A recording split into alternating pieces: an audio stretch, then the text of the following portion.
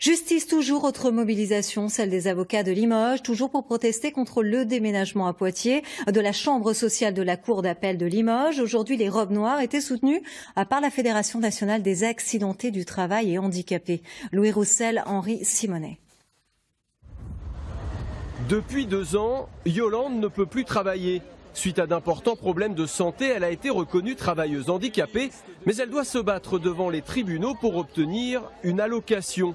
2 ans de péripéties judiciaires qu'elle n'imagine pas devoir mener à Poitiers. Je ne peux pas aller jusqu'à Poitiers. Pour moi, il est impossible de conduire jusqu'à Poitiers. Donc déjà, il faut me faire représenter par un avocat.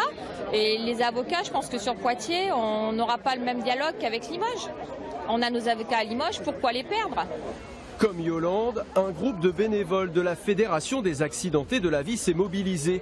Ils craignent que l'éloignement n'entraîne certaines victimes à renoncer à engager une procédure souvent longue et pénible. Certaines personnes vont se dire ça dure trop longtemps et on n'a pas les moyens d'attendre que notre dossier soit traité. Alors effectivement, il va falloir que aussi nos juridiques se déplacent. Nos conseillers juridiques sont obligés de se déplacer aussi. Le conseil juridique, c'est la raison d'être de l'association des accidentés de la vie. Ses responsables redoutent de ne plus pouvoir accompagner les personnes en situation de fragilité.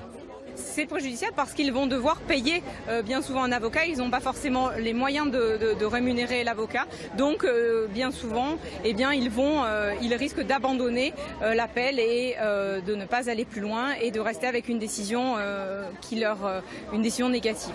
Justiciables, avocats et élus sont mobilisés, mais la chancellerie reste inflexible. La réforme doit s'appliquer au 1er janvier prochain.